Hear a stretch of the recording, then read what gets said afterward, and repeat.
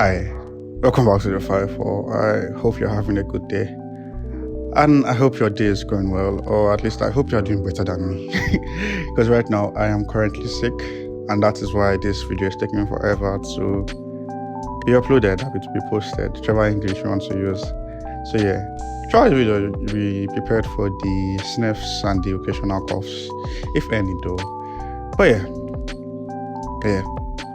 So today we are talking about something that's actually been going around for a while. Yesterday I put on my status yesterday, I was talking about it, and someone was like, oh, talk about gambling, talk about betting. And I was like, yeah, sure, that actually works.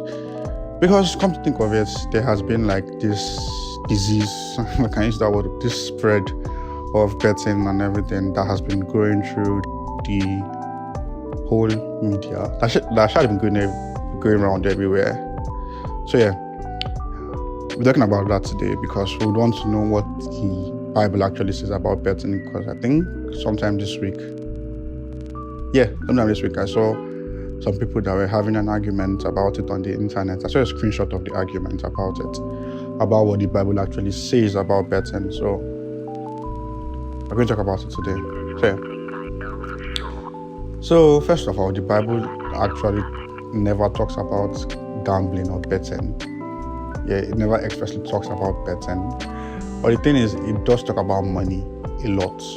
And like other things, the way the Bible doesn't talk about some specific vices, but because of it, it is something that relates to it is referenced in the Bible. We can get an understanding of what God feels about those specific topics. So yeah, gambling or betting, the Bible doesn't especially talk about it. It never mentions that betting is good or betting is bad, but it does talk about money a lot. So first of all, the Bible talks about money. It says that the love of money, the root of all evil, is the love of money, or the love of money is the root of all evil, whichever way you want to put it. It does talk about that, and there is a push that people have when they go to betting. Most of the times when people go to bet, it always leads to or when people are actively gambling or actively betting, it always leads to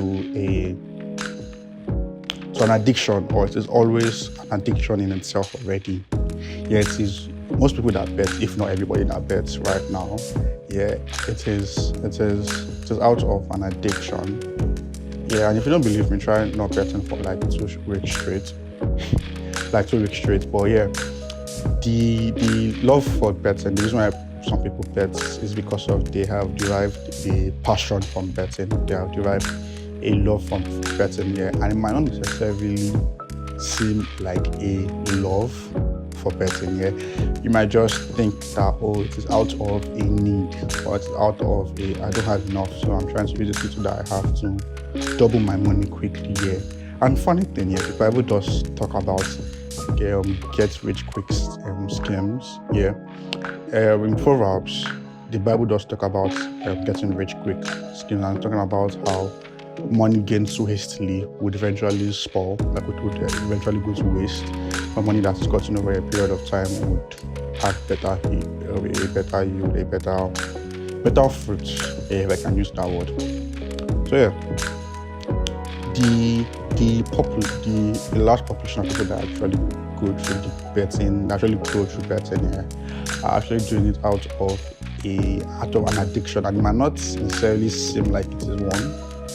To most people it doesn't even seem like it's one. I mean, if you ask the average person they are addicted to it, they'll be like, no, of course I'm not. And it might seem like that at first until you look at it deeply, or you look at it closely, and you'll be like, oh, this is actually from a place of an addiction, and rightfully so. A lot of people get into it, not especially in a country like Nigeria, a lot of people get into it as a means of they do not have enough money, or they are struggling financially, and then it is like a way to try to get their hopes back up. It is a way to try to get themselves more financially stable, and to an extent, I actually understand that, you are trying to to get more money. You are trying to become more financially stable. And then the easiest route that it looks like, the route that looks the easiest is just to go through betting and just hopefully win. And then you would become more financially stable, and then you would stop betting. Yeah, once you get enough money, once you win enough money, you will stop betting.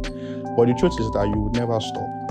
The truth is that you would always want to gain more. You would always want to bet more. You would always want to push your luck a bit further, and then it would already at that point it will have already become an obsession here.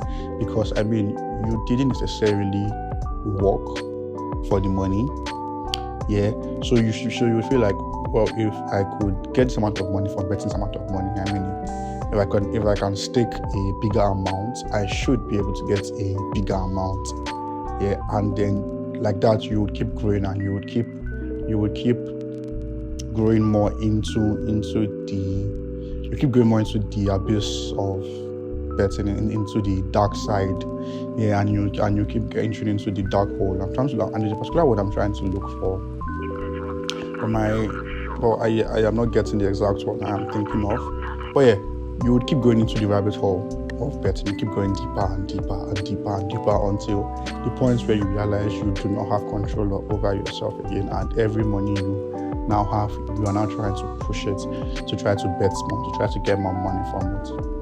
So yeah, the Bible doesn't especially talk about betting, but betting is not good.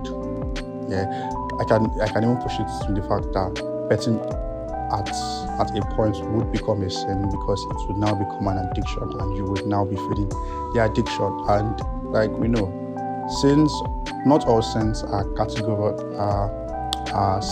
not all sins are typically sins. Yeah, for example, someone that is addicted to watching movies. Watching movies in and of itself isn't a sin.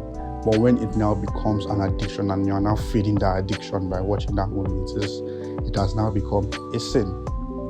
So yeah, and it is almost the same thing that applies to betting. So why start something that would lead to an addiction, that would eventually lead to an addiction? Like it always leads to an addiction, and eventually that always leads to an addiction.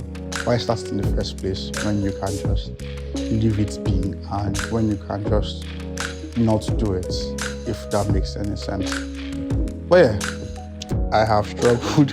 I don't even know how I said what I said for the last, I don't know how many minutes that was, because I do not feel so good. But yeah, I'll see you again next week, hopefully. Peace.